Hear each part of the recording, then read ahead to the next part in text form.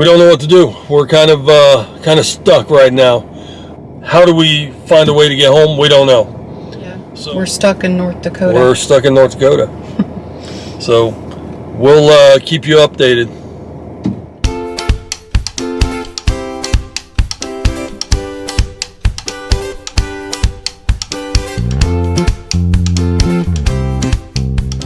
Hey, welcome back to another episode of Those Who Glamp Together.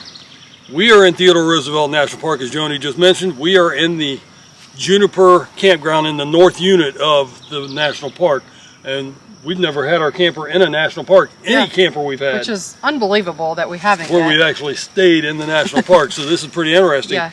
No hookups. We're very fortunate to have gotten a spot and to fit in the spot. But we had a 3-day journey to get here, didn't we? Yeah. Yeah, it was a pretty interesting journey where we stopped in 3 different harvest hosts. And we had a fantastic time with those. Yeah. Our first harvest host, sorry, flies are flying around.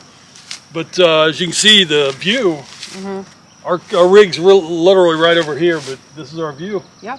The Little Missouri River is right behind us, but it's really, really dry. There's no hookups here, so we will be running the generator when we need it. If we need it, we'll be running the generator, but it is pretty cool out. It's pretty Actually, cool. Like, even short sleeves is a little chilly. Yeah, in the upper 60s right now, so the sun's bright, which makes it warm, but we are ready to go. The journey here, the 3 days, and that let us know exactly what our generator could do with our rig, so we understand what that does now and how to camp in it. And as for the rig, we've had no issues. None. It's been pulling great. Everything's been going really well for now. We wanted to share this week with you guys and what we're going to be doing here, so hang on for the ride. Yeah, and so for my veterans out there, something we learned about this year is if you're a veteran, you get a free pass it's a 1-year pass for all the national parks. So if you're a veteran, you want to get out this year to see a national park, I highly recommend it. You won't get this offer too often. We normally pay $85 for that every year. So, and that $85 is the pass that'll get you in any park, national park, across the United States. And since we're going to another one after this, I thought it might be good to have it. Well, plus not it's sure free. if we need it, and it's plus free. It's free this year. You know, yeah. And if we just decide to take off to go to another one later in the year, and once again, we got some hikes planned. We don't know what all we're going to get into. I think we're going to drive down to Medora one day. Yep. Just hang out there for a day. E-bike fun. I hope you enjoyed this episode.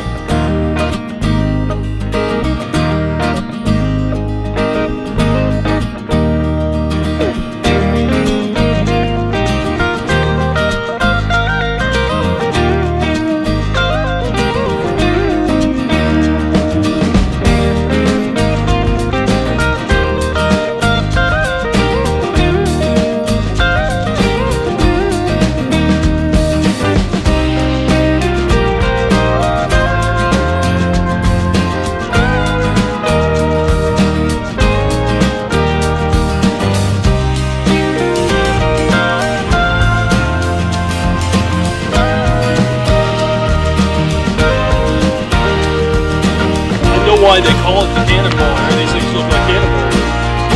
It's pretty cool. Okay, leave it up to us to take the hard route up when I come up here. There's a trail. We could have taken the easy way. What do you do? Take the easy way back down.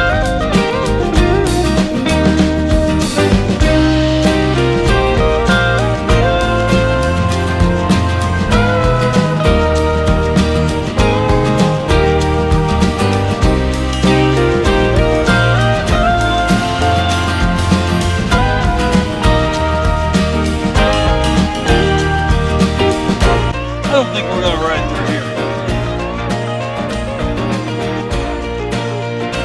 It says, "I'm the troll of this road."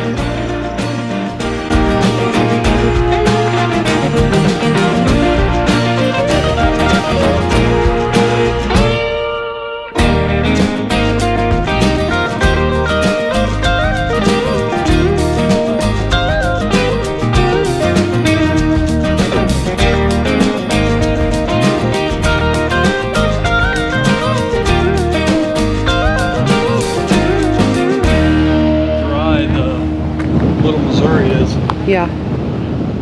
This is the furthest point you can drive from the north unit. It's called the Oxbow Overlook. It's a 14-mile road, the scenic drive is, and it dead ends here. So we thought we'd come here and then work our way back, but really vast. You can see the Little Missouri River down through here, how it cuts through, and it's really dry right now.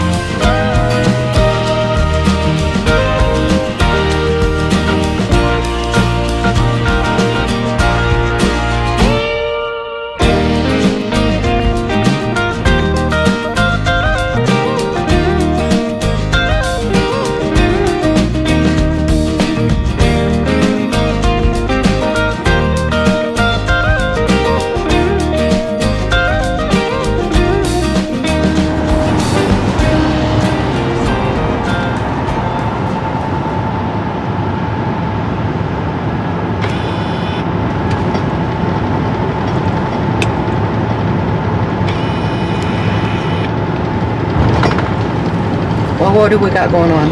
Well, good morning. We have an interesting situation here. We were heading to Medora to check out the town and then go to the south unit. All of a sudden we got an engine light because of our DEF system. Something's up with our DEF system. We got called from OnStar saying they noticed we were low on DEF, which we're not low. I just filled it a couple days ago. So we contacted a dealer in Dickinson, actually, where we stayed in our last harvest host. So we're going there, we're heading there now, gonna have a scan, see what's going on. Hopefully they have what they can do to fix it so we can get back to doing what we do. But this is just part of it, right? We have to deal with the negatives as much as we do the good. So right now we're throttled down. The truck's in limp mode. It basically won't let me go over 65, but even that, it gets real shaky, and then uphill it gets real violent shaky, so I have to drop the speed even more. We're going to get it figured out. We'll keep you informed. We'll get back with you as soon as we can, and hopefully we'll get back and exploring Theodor Roosevelt National Park. But right now we got to get this fixed. Doesn't look like the truck. It's not our truck. So another update here. I spoke with the mechanic at 3:30 our time here, of course. The dealership closed at 6. He wasn't sure he could get the job done by 6. So the dealership gave us a vehicle to drive so we could go back to our camper, which is about 70 miles away from the dealership. So we're going to use this, and probably tomorrow, which will be Wednesday, we may go to Medora still in the morning and wait for a phone call. Yeah, we'll have signal there. We'll have signal in Medora. We have zero signal at the campground. So that's our update. We got a car. They're letting us drive until they get this figured out. They wanted to take our truck out and at least put some miles on it to let it get heated up to see if any more injectors go bad. Because that's what they're known for. Yeah, then once one goes bad, then they start going bad one after another, which we still have a good 15,000 miles on our warranty on the truck, so we're okay as long as they go now versus 15,000 miles from now. Yeah. But yeah, that's our update. So, coming up on a large herd of bison. I don't know that I've seen a herd this large, especially at least in this park.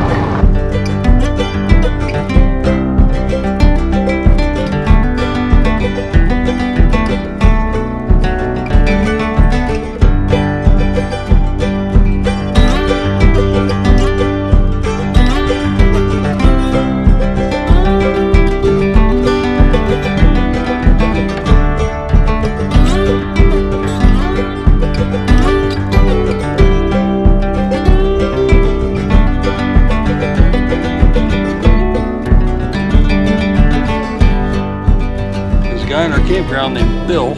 He's our camp host for the campground, and he said that Joni and I need to come up to this point for sunset so we can smooch.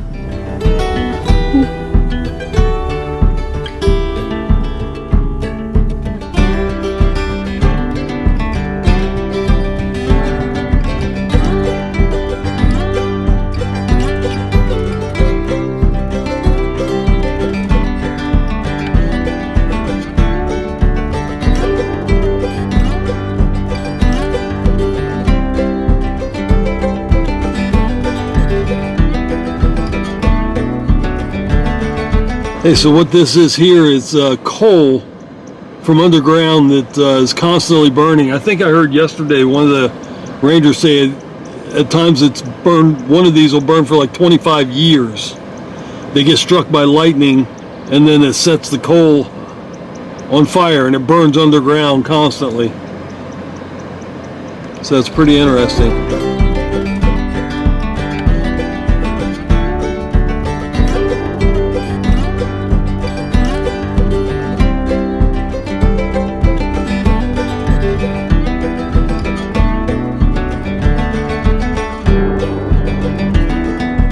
Walked up to this little point from the overlook. Just gives you a different perspective how big this really is. I mean, it's one of the smaller national parks, but man, it's still so big and vast.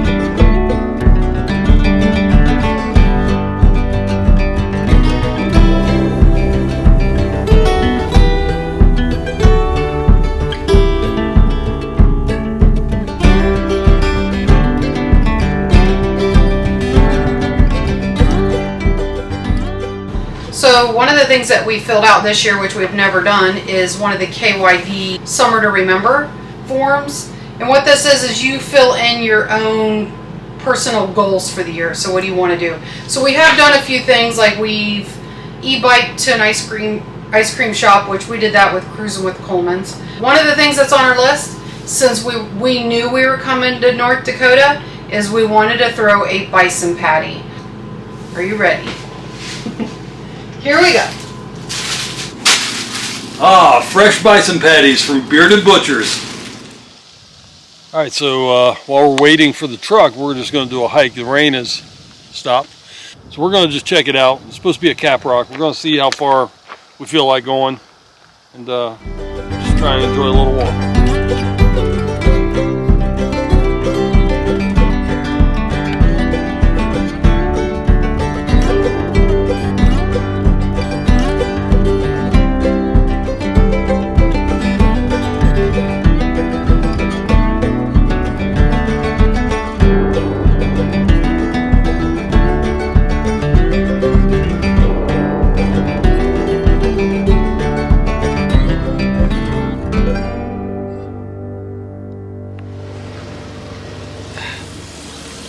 Piece of cottonwood down in the water. So, situation is we're down to 1/3 water on our fresh tank, which normally wouldn't be a concern. We just hook up, fill up, but we don't have a truck. So, our brainstorming, Joni's actually, was let's use the 40-gallon containers we have that we hold our e-bikes in, put water in it, and our water bay has a feature where we can siphon this using our pump into our fresh tank. So that is our scenario. We're going to put like 10-15 gallons, maybe 20 in here, and then siphon it into our fresh tank. See what happens. We'll let you guys see us doing the siphon side See how it goes.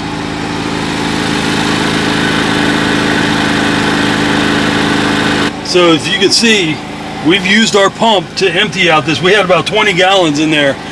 It's done pretty good. It's taken about 10 or 15 minutes, so we're done. It's done. Well, here we are again. How many days have we been out without the truck? We've been out without the truck since Tuesday, and it's now Saturday, so 5 days. 5 days without our truck, and well, we just found out that we've been dealing with General Motors directly, and they are going to haul our truck back home, whether it gets fixed or not here in North Dakota. But there's no vehicles out here to even move our camper. We don't. There's no vehicles anywhere for us to rent anywhere. Yeah. To just get our camper home. So there's none on the lots. There's none for sale. Yeah. So we're still trying to understand what we're going to do to get home with our camper. We have something in the works that we ran by General Motors that is so out of the ordinary, and then they bought it and they said they would fund it. Yeah. But we're going to leave you guys hanging with that one. But till the next video and see exactly what happens. Yeah. But just a little side note is what's going on with the truck is, okay, so briefly I'll try to do this. We lost 2 fuel injectors. So they replaced the ECU, the ECM they call it. It's an electronic control module or engine control module, because it was throwing a code or it wasn't sending a signal to the injectors, causing them to burn up. They replaced that and it was doing the same thing. So then they were going to replace the wiring harness that goes from the ECM to the motor, the fuel injectors. And there's no one to be found. They can't find any. There's one in New York City, and that one's dedicated for another truck. So talking to the rep from GM who's handling our case, they are actually considering getting a part from the assembly line in the factory in Detroit and sending it to wherever our truck is. Now that's here in North Dakota, or if they haul it back to our dealership in Ohio. Either way, that's what it's going to happen that way. So that's leaving us without a truck, and we had to find our own way home. So, you know, we're going to leave you right here till our next video. And yeah, so our next week's video will kind of just show you guys what's going on and what's happening. And how we plan to get home. So, yeah, we hope you've enjoyed this video, and if you've been in this kind of situation, man, my heart goes out to you. Oh yeah. You have to understand too, we're in a perfect storm. We're in a boondocking location that we have no hookups. So we have to run a generator only from 8 a.m. to 8 p.m. So if we're gone, and the whole time change thing, it has it all screwed up because we're always in a different time zone. So we're always an hour behind in our minds. And if we leave, we have to be back to get our batteries charged again. Right. So and no cell signal. So we have to leave to go get cell signal. It is literally the perfect storm. Yeah, it's just nothing's been working to help us except for Charbonneau. Yeah. These people were fantastic. Yeah. I can't say it enough. So if you guys are watching from Charbonneau, yeah, thank you. Thank you so much, Jason, Gavin, Cass, and the mechanics that were working on our truck. Thank you guys for everything you've done for us. We really appreciate it. Yeah. That's what lets me know that we're going to be okay in this country, because good people are out there. Yeah. So we hope you enjoyed this video, and step in next week or the next video to see what happened. With that, happy glamping.